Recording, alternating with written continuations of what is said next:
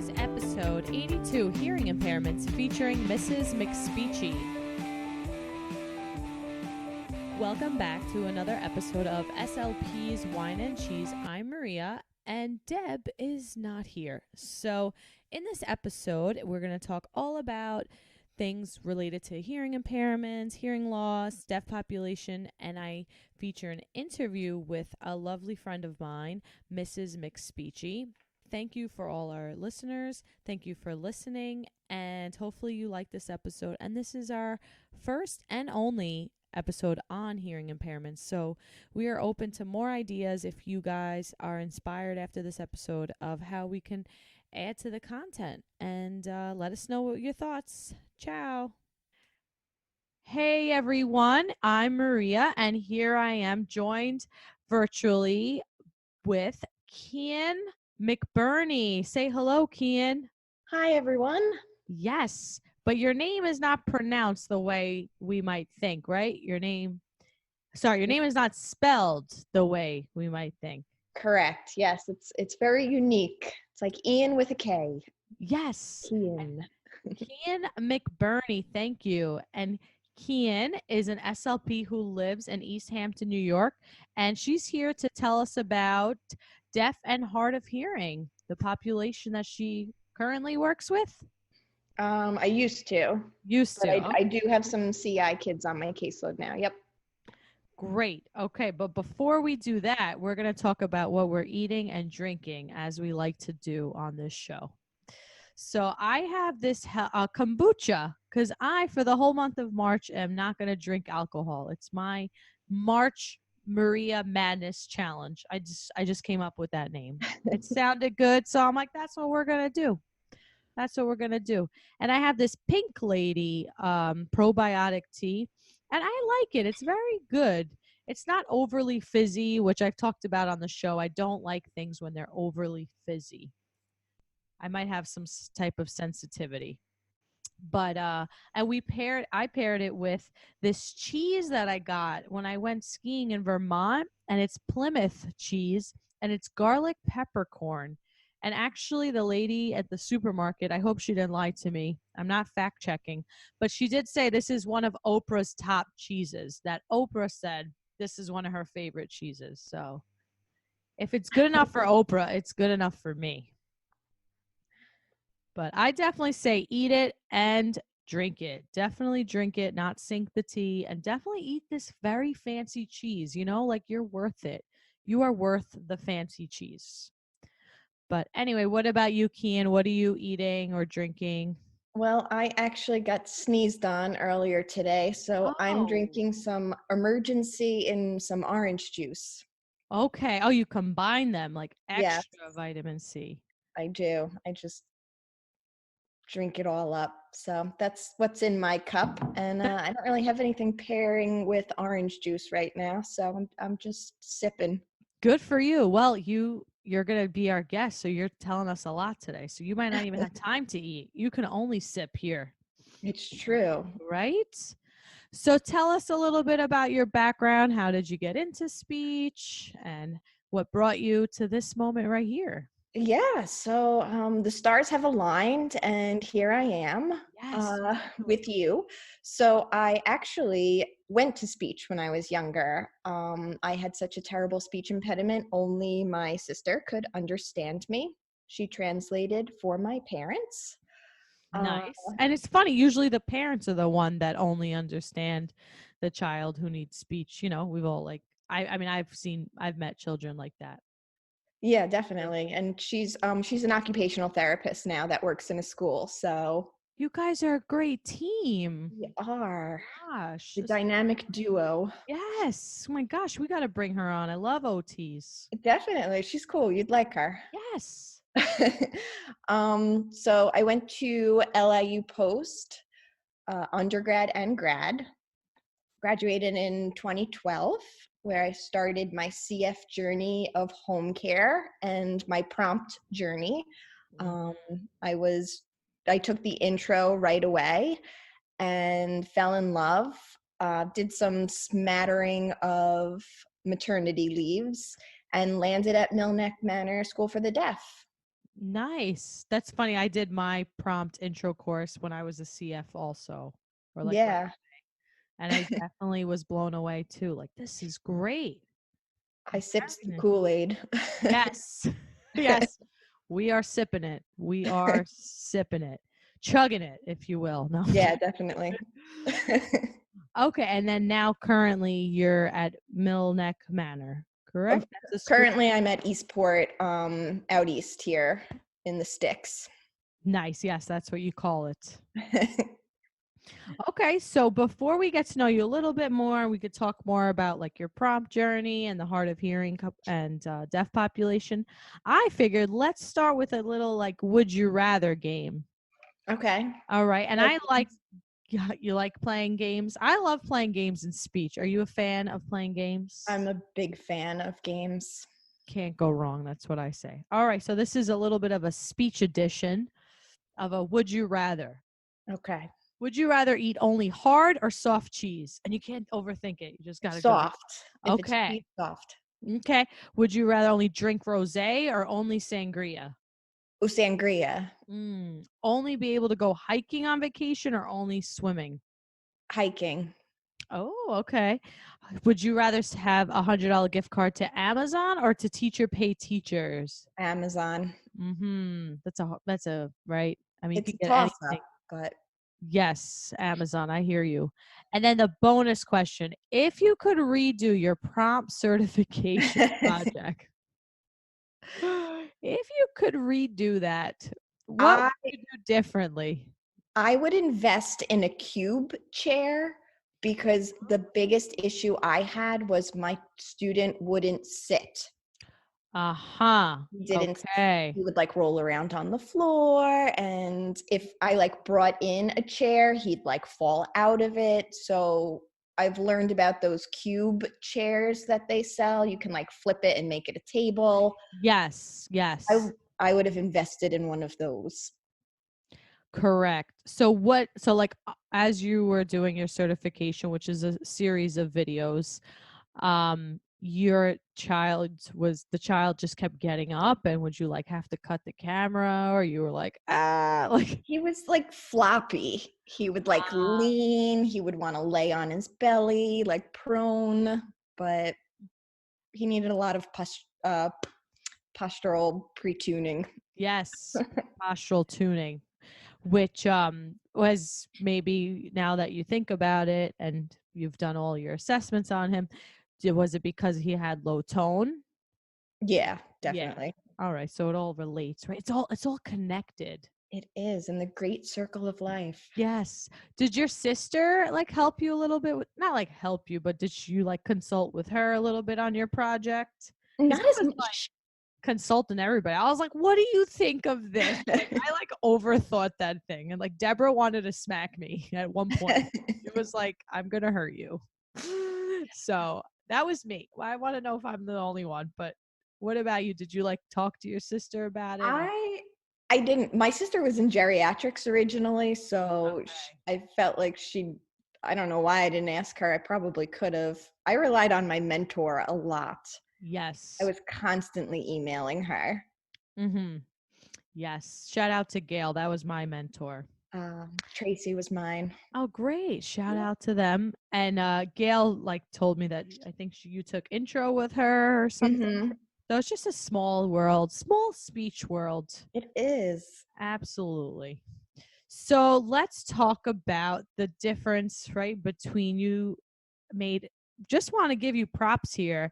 Kian made a very impressive PowerPoint for this interview. So she is just super prepared, like super prepared SLPs. So you wanted to get into first hearing sensitivity impairment, right? That's interesting.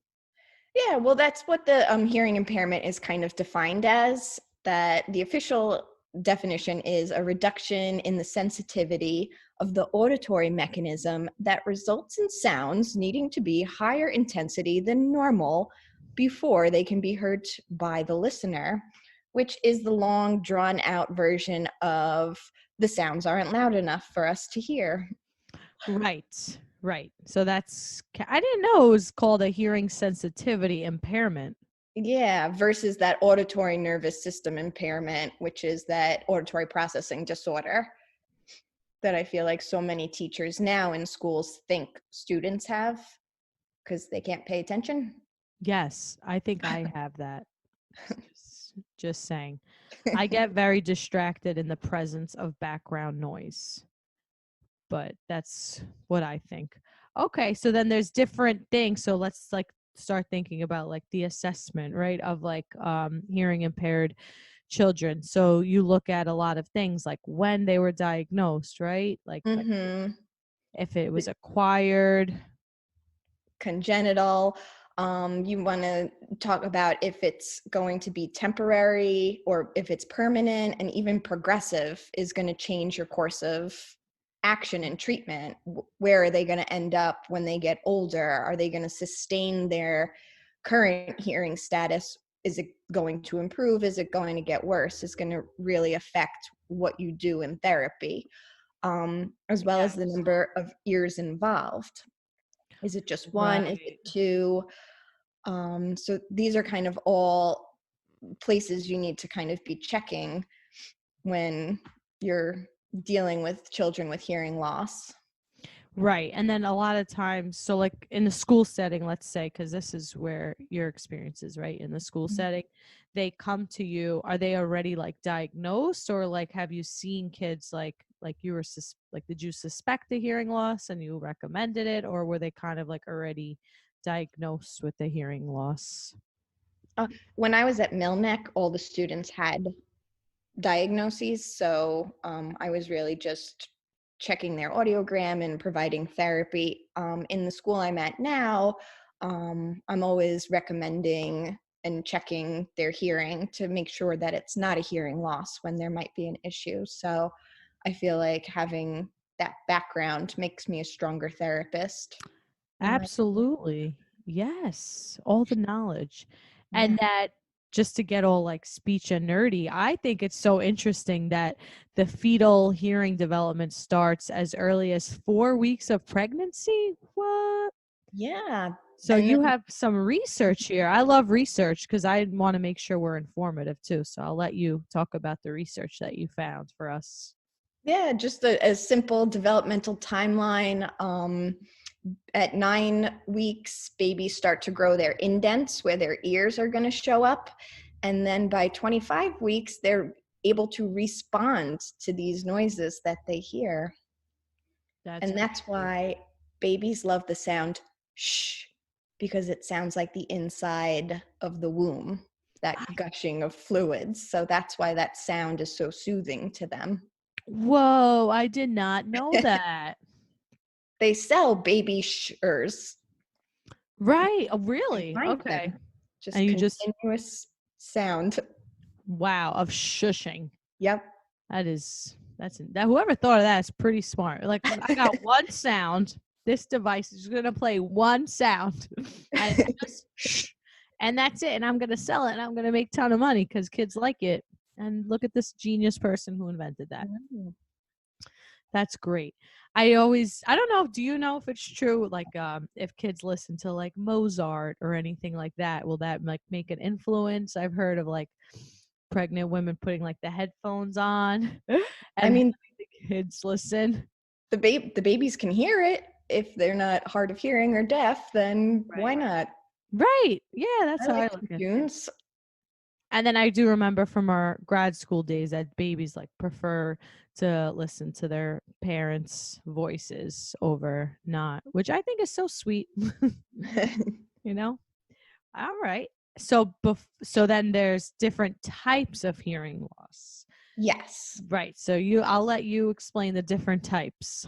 All right. I'll run through them. So we have conductive hearing loss that is going to be when the outer and middle ear is affected. So that would be like your fluid in your ear, an ear infection, poor eustachian tube function, Mhm. anything wrong with your eardrum, Mhm. could be a tumor, infection. So anything that's like the outside of the ear versus the middle of the ear, which would be your sensory neural. So that little snail like cochlea that we learned about in undergrad and grad that would cause any sensory neural issues. Right. Okay.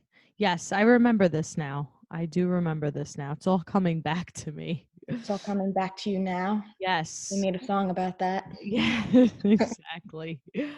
So conductive hearing loss, like if they have an ear infection, could be like temporary, like you were saying before, Yep. or like even fluctuating, right? Like when the client or the child is sick, they'll have more of that conductive hearing loss. Where sensory neural, though, is not, I don't think, fluctuating. Or like, you can correct me if I'm wrong. There, Monduli's is a fluctuating sensory neural hearing loss where it could be from day to day or even hour to hour that students are either accessing or not accessing sounds. Wow, Monduli, it's called. Mm-hmm. Never heard of that one. Just learned something new. I'm I'm gonna. pretty sure it's Monduli's. In the back of my head, I keep thinking it's Meniere's, but I know that's definitely wrong. But Okay, it starts with an M. But I'm start with an almost M. positive it's Monduli's. Since I'm not drinking, and we could get a cheers to that. Cheers to learning something new. I'm gonna take a bite to that with my really fancy peppercorn cheese, which is not that spicy, by the way. I was a little nervous because there's actual peppercorns in here. Okay. I don't Yeah, think I've ever had a peppercorn. this is fancy. Listen, this is Oprah cheese. You know, Living I, the life. I'm getting fancy with my cheeses. I'm like, you gotta live it up. You know. Indeed. Indeed, yes. And then a mixed hearing loss, right? Yes. It's obviously both when there might be a conductive and sensory neural loss happening in the Right. same student. Right. So like they have already a sensory neural hearing loss and then they'll have like a ear infection now on top of that. Mm-hmm. Do you see that often? Um, I can't think of a time that I've seen it. I knew one student who had a mixed. He had Down syndrome. Um, Mm-hmm. one one ear had the sensory neural loss. One ear had the conductive loss. So that's how his mixed was presenting. Right. And then is it also because children with Down syndrome, they have like smaller eustachian tubes? So Exactly right. I remember stuff. Yes. Yes. So then because his eustachian tube is smaller and it does, I guess it doesn't drain the fluid, so it becomes more likely that they'll have a hearing loss. That is tough, right? And now so you people might be wondering like, so okay, so what does this mean for SLPs? Mm-hmm. And at least hopefully people take away from this episode, I would say, is the speech banana. Indeed. Right, indeed is right. So I'll So let you explain that. And that might be familiar to some people, but it's like, what does that mean, right? Like we need to like break this down and like really understand it because I feel like a lot of people come to SLPs with hearing issues, and a lot of times I'm like, oh, I'm like not 100% confident in working with children that are hard of hearing or deaf. I've had only like a handful with hearing aids on my caseload, so I'm not in no way like that familiar as you are. So I'm going to let you explain the speech banana while I lay back with my tea. all right. So that speech banana is that audiogram with the strange curvature shape in the middle of it that looks like a banana. And that audiogram is going to tell us the hertz at the top, which is that pitch and frequency of sounds, and the decibels, dB, on the side. That's that loudness and intensity. And what this means for SLPs is that we need to be aware that different phonemes fall within different ranges of pitch and loudness. So there's something called the Ling 6 sounds, and Yes. those are the 6 sounds that span the speech banana. So you start with the E, which is, believe it or not, a low frequency sound. So if you can remember from speech science, when you had to measure your voice and you had those like lines that would come across your screen. Spectrographs. Yes. What is spectrograph? Yes. So that is telling us the frequency at which you're hearing the sound. And the 6 sounds are E, ah, oo, o, sh. Did I get them all? I think you did. I'll say them again. Ooh, ah, sh, s, e, Yes. I think. So these are going to help us know exactly what our student is hearing. And a lot of times students with hearing loss miss those grammatically important character, the phonemes. Yes. Like the ed, the plural s, things like that, the ing sound. So for sure, I've seen that. If they're missing those, then it could be based on their hearing loss. So it's actually very important that if you have a student who is implanted with a cochlear implant, which I can probably touch on this later, they should be going for mappings, which is going to help them access these sounds. So I do think that it's important for us SLPs to be familiar with the speech banana so we know what our students are saying and what they're hearing. Right. Yeah. I remember the student I had with hearing aids, bilateral hearing aids. I always did the Ling 6 sound test at the beginning of our session, and you have to cover your mouth, right? Mm-hmm. Yes. So you know that they're not just lip reading. And it's called the speech banana because it looks like a banana. Yeah. Right. And then for our listeners, just as a refresher or brand new information, the hearing losses rate, the range can be like normal hearing is like -10 to 15 decibels. Like a slight hearing loss is 16 to 25, mild 26 to 40, moderate 41 to 55, moderately severe 56 to 70, and severe 71 to 90. And then profound is 91 plus. And that's important to know. I think also, like, how severe is their hearing loss, right? That's definitely something we should know as their SLP. 100%. I agree. Yes. So there are also, obviously we talked about, you could have a child that has hearing aids, cochlear implants, bone anchored hearing aid. What is a bone anchored hearing aid? A bone anchored hearing aid, it looks like a little beeper. And what it does is it's for a person who does not have access to their conductive hearing. So somebody with an atresia that might have a blockage or a very small ear canal. If their ear didn't grow properly, that microtia. Mm-hmm. And they have a working sensory neural. Their cochlear is implant. There's nothing wrong with that. They're kind of just stuck at an impasse. They need their bone to vibrate so that that little box vibrates when speech or sound is presented, and that then helps them hear. Oh, right. Because, this is like, it's all coming back. It's all coming back to me now. You know what I remember? Baja. I just remember that. I mean, you can't really forget that.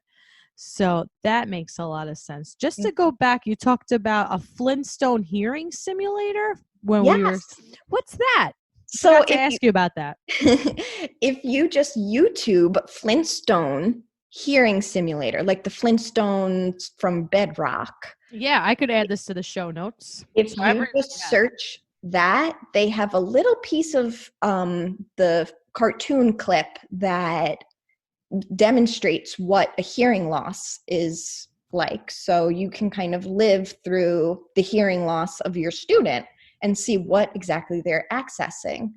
The difference from normal to mild is astonishing. Wow. I feel like everyone needs to stop what they're doing and do this.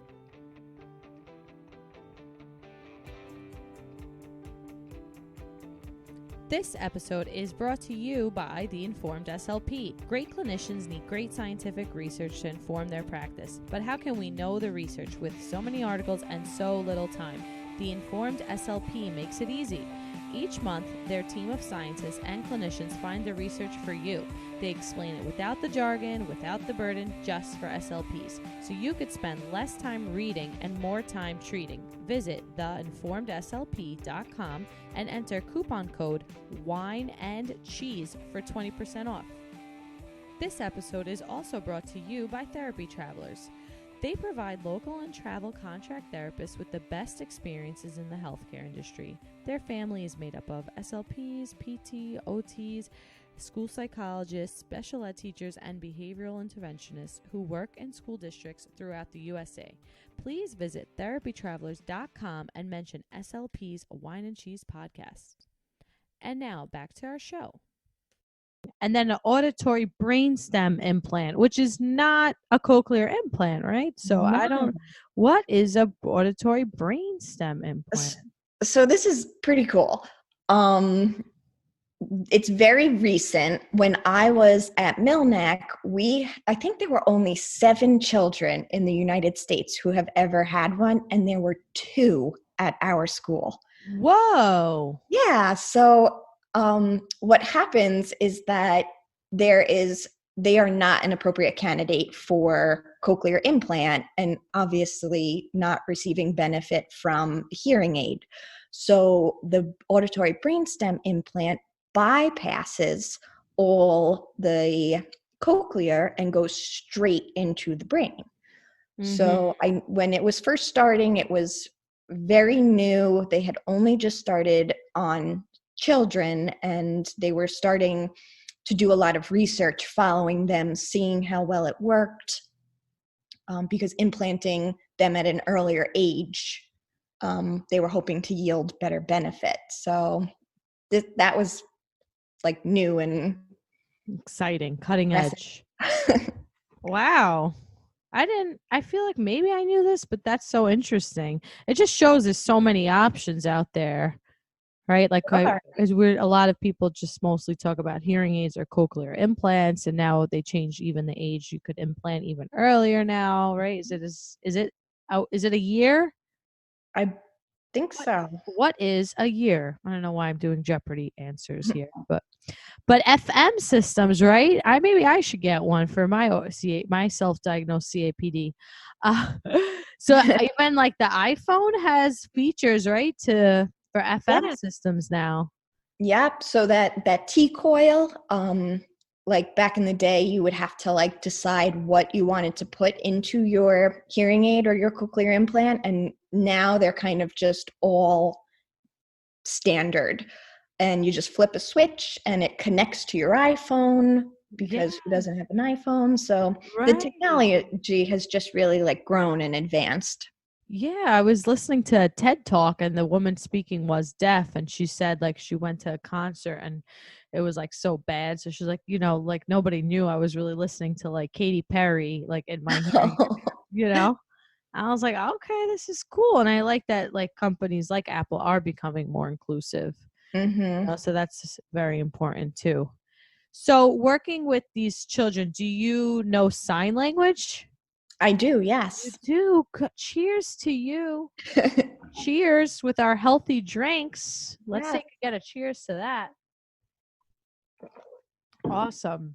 So I do not know sign language. So did you learn sign language in college? I had taken as an elective 1 and 2 during my freshman year, and then didn't do anything with it until I got to Milneck years later. And at that point, it was just baptism by fire. Okay, you were just thrown in there. I just jumped in with both feet. The best way I learned was I would watch YouTube videos of songs, because I knew the words. I could kind of piece together the signs. So, and I sat in with the interpreter. She gave lessons. So that was anything and everything I was doing to learn.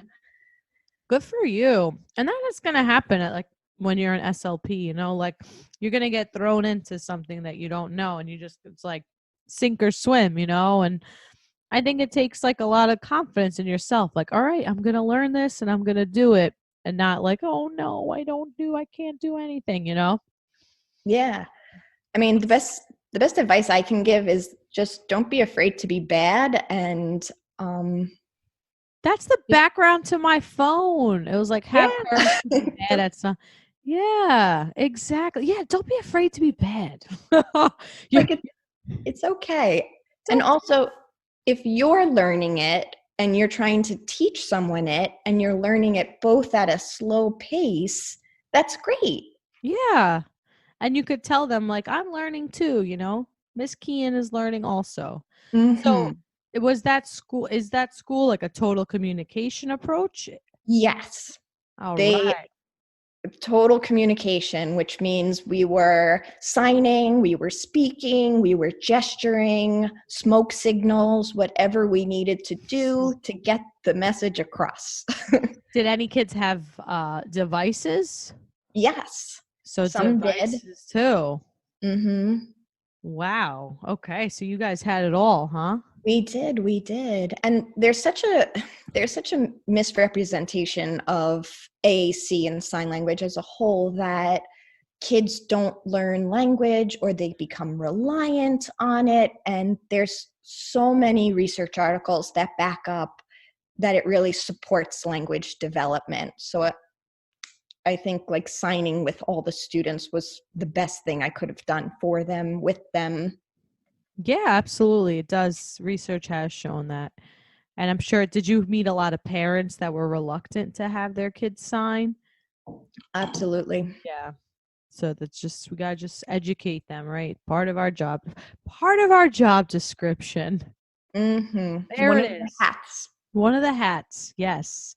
And SIMCOM, which I just learned this as well, is an abbreviation that means simultaneous communicating, right? So that's when you have sign language and spoken language at the same time. Yes. Wow.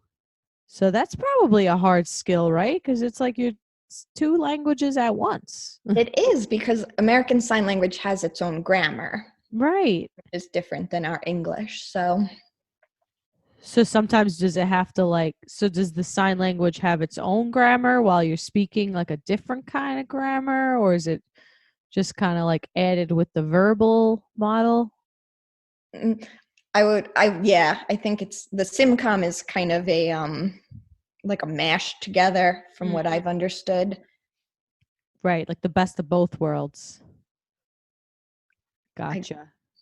So, have you ever had children that were like deaf, but like the capital D deaf, like part of the deaf community? Oh, really? What was that like? I've never met anyone like that before. So, Yeah, they were a deaf family. The mother was deaf, the father was deaf, and they had 3 children, all deaf. They did wear hearing aids, but they didn't care for them as much, and I mean, they were just proud of being who they were, and yeah. So they signed with you? Like, how did you two communicate? Like you with yes, the parents, so they signed. we all signed. Right. And then probably like written notes home and stuff, or texting, or Yep. however, or emailing, whatever way. Okay. So I wanted to talk a little bit about assessment and really focus on treatment. Like, what do you do with if you have a child with with a hearing impairment, or they're hard of hearing? So there's a ton of assessments. So I'll let you tell us maybe your top 3 or 4 assessments that you like. Yeah. So the majority of the assessments either are not standardized for deaf and hard of hearing, or from the 70s if they are. Oh, So really?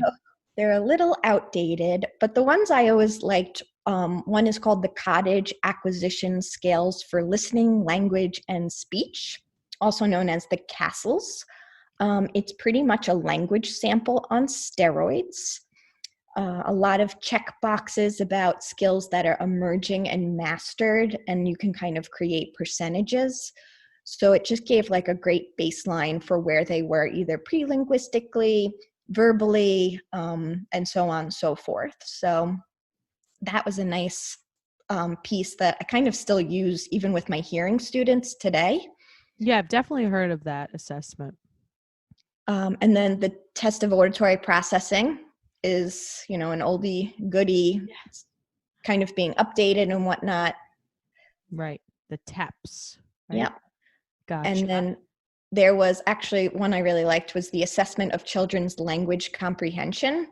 A little bit older, but it was nice because it gave you the critical elements of what a child was hearing. So you could, I'm pretty sure you could sign with it too. It was standardized to deaf and hard of hearing.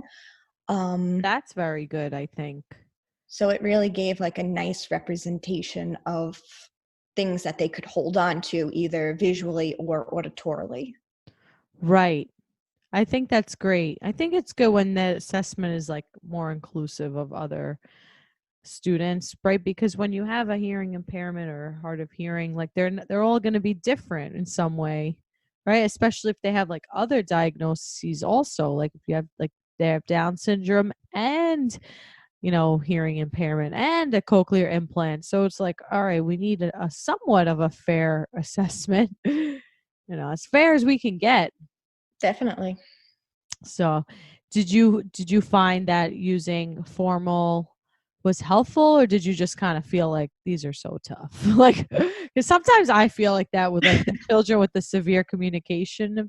I'm just like, oh, this is hard, like, and that's how I feel. But the world we live in, the IEP, we have to kind of put a number. So in that sense, I would just kind of get in, get out with the standardized testing, and then just rely on a lot of informal, that global domain of the prompt world and talking about things that I was seeing and how they were progressing versus the number they were on a standardized test.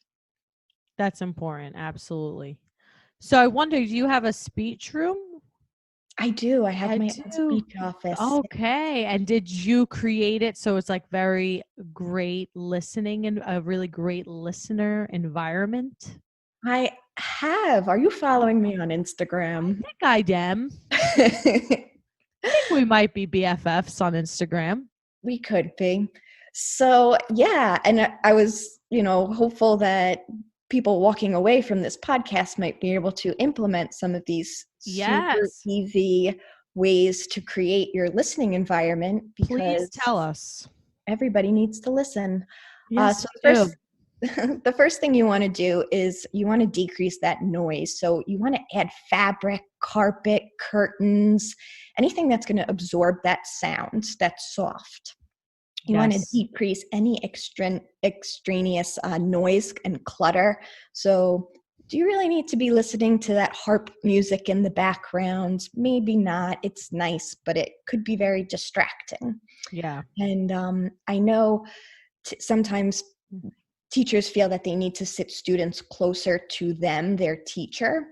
But what if their teacher's right next to the door or to a noisy vent? You really want to sit them away from noise. Yes. We have to also be aware of that auditory fatigue. We want to alternate that heavy listening demand with some quiet activities. You want your instructions to be short and clear, and you want to pause for that processing time. Yes. And pausing is hard. Pausing is very hard. And I think a rule of thumb is like 7 to 10 seconds. Yeah, I count to 10. Yes, I count to 7. Good for you. Oh my God, 7's good enough. No, but fast. I'll work on 8. Right? 1, 2, 3, 4, 5, 6, 7, 8, 9, 10. That's it. No. Right. When you're working with kids in groups, you want to call that child by name and point, but you want to use that Disney point with your 2 fingers or your whole hand so that you're not accusing them. I like that.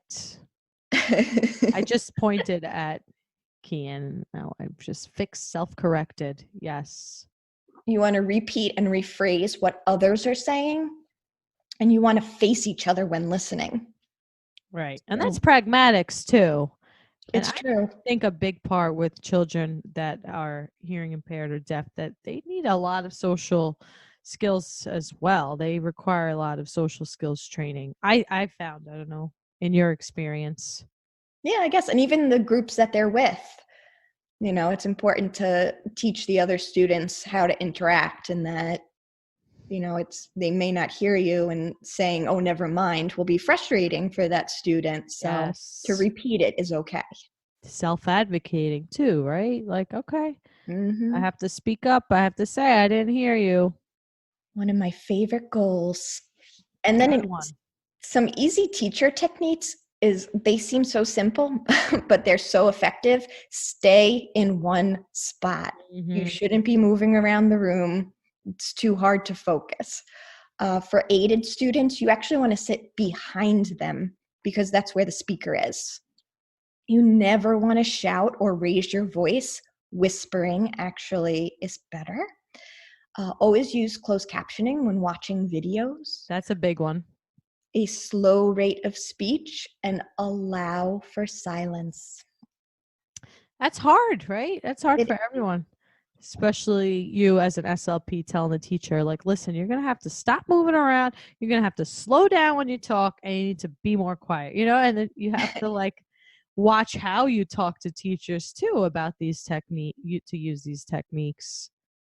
yeah, If because they don't already know, but a lot of people can be so quick to save the child, quote unquote, rather than just kind of sitting back and letting them try. yes, exactly. Yes. So let's talk a little bit about like what your treatment. So right now you're not at that school that had the children that had the total communication, right? You're in a Correct. different school now. So now you still, I'm thinking, learn so much, right? That you still can apply now. So even if someone doesn't have anyone on their caseload that has hearing aids or Baha, right? Or are deaf, there's still everyone can really benefit from all the things you've learned. It's true. Listening is for everybody. I do have a student with cochlear implant bilateral, so I am using some of these techniques and implementing them, but Mhm. definitely I use them with the hearing students as well. Those learning to listen sounds are really great, like the sound of a phone ring ring or a car goes beep beep, which we actually use a lot of these in our prompt therapy. Uh, Yes. I have the students learn sign. So Really? if they're interested and motivated, it helps support their vocabulary. It's visual, and they're watching me and they're learning, so it's great. And you have them learn to sign the pledge? I do. That's one of my favorite things to do at the That beginning of the year. They've got some great vocabulary and some easy signs. and that's something they could practice every day. And maybe Bingo. even if they go to like in a general assembly somewhere and that could be like something cool that they do. Yeah. That's an awesome idea. I love that. Yeah. My favorite website, which gives free materials, Yes. is the Listening Room. And they have really great items. I don't know if anybody follows me, but I do post about them. I can use them easily or once a month. They have like witch games, getting ready for school. They're really so Wow. simple to implement into your sessions. And I do that great turn taking. I say, you listen. You say, I listen. So that whole turn taking um, part is easily implemented.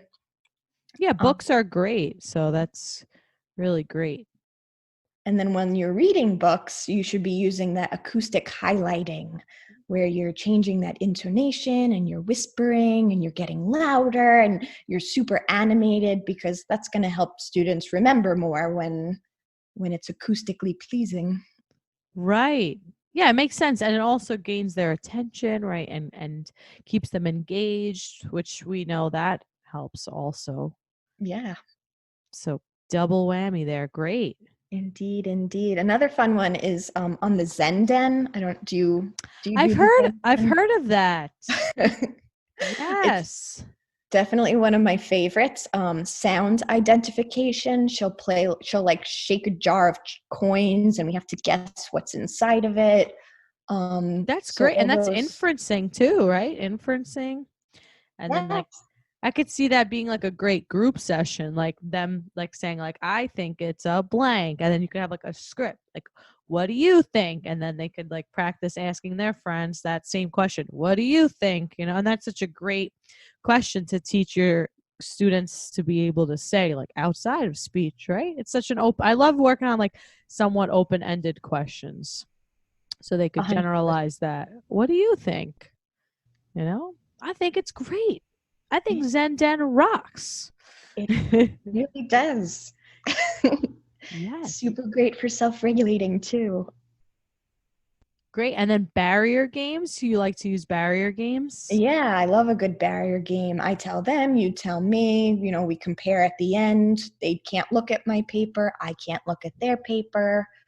We're kind of all working as a team, trying to make the same picture. That really forces them to listen.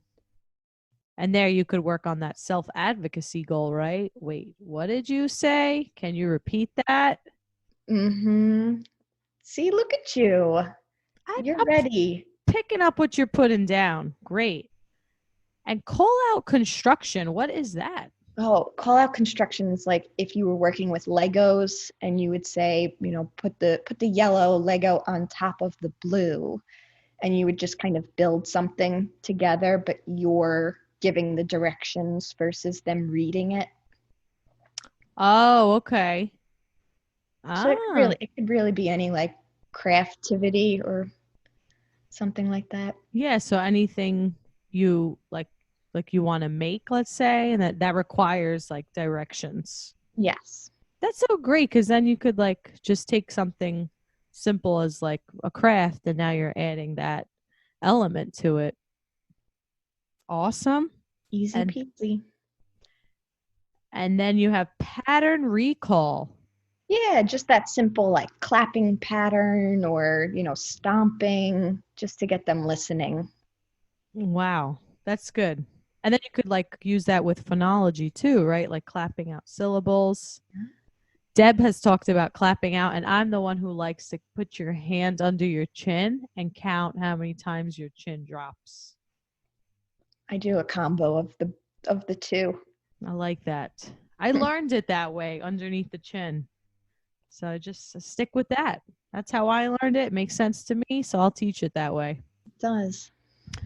Okay, so tell me about just going off Niall DeMarco. Yes, Niall DeMarco is a really big deaf advocate. He lives in Queens, which is really great. He's local to us here in New York. He won America's Next Top Model, and then he went on to win Dancing with the Stars. Really? I never heard of this person. Never? No. Do you know him personally? No, I don't. But if I was I going to ever say, met him, I'd be starstruck. can we get him on the show? Oh, I don't what? know. What? I just Googled a picture of him. What? I wouldn't mind FaceTiming with him. Okay. Is Well. very good looking. Great. Yes. So, fun fact about him, you wanted to include him, right? Yeah. You wanted it to be like, fun fact, this is my SLP crush. This is my SLP.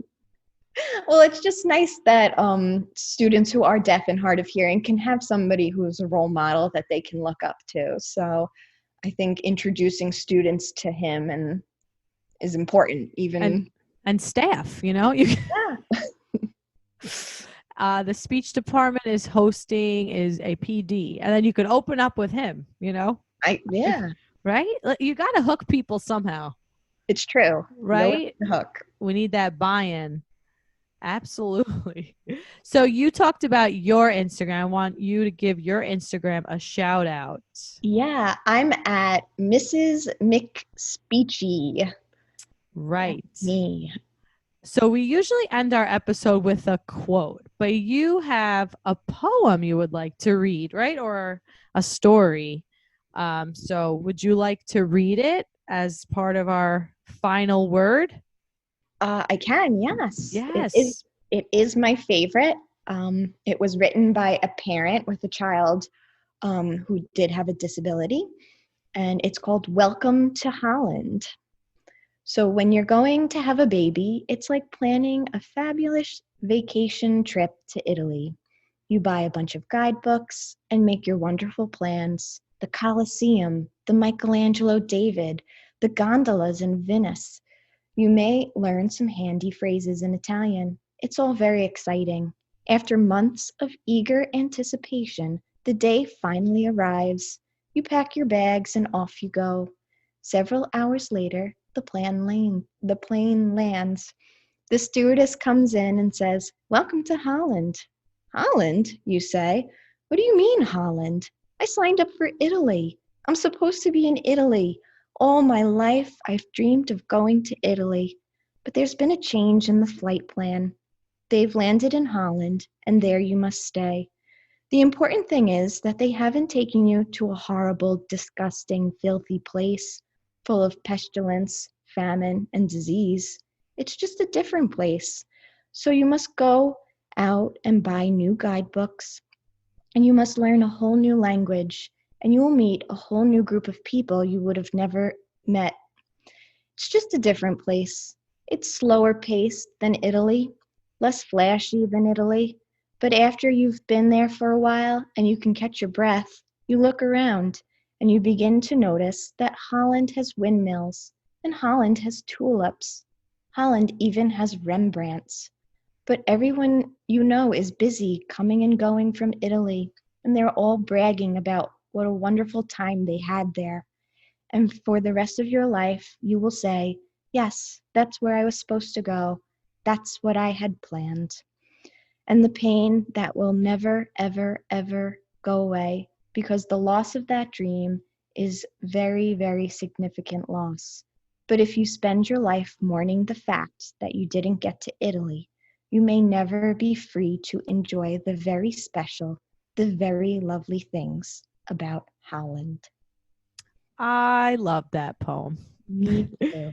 That poem for me is great because we work with children with disabilities, and we have to remember that every time we have to remember that, print it on a shirt if you must, when you interact with their parents. Like, I have a no judgment for parents, and like a lot of them maybe are still mourning and the loss of the child that they expected to have and they didn't.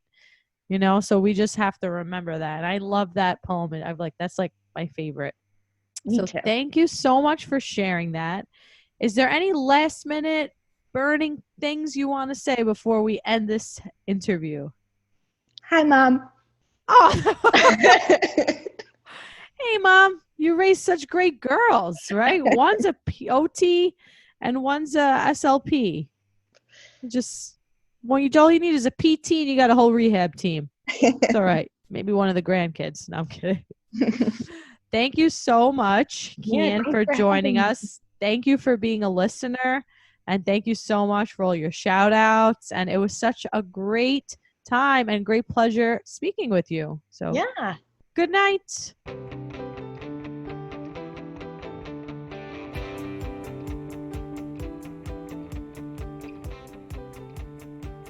And that's our show, everyone. Thank you so very much for listening. Please leave us a review on iTunes and also stay safe during these very difficult times.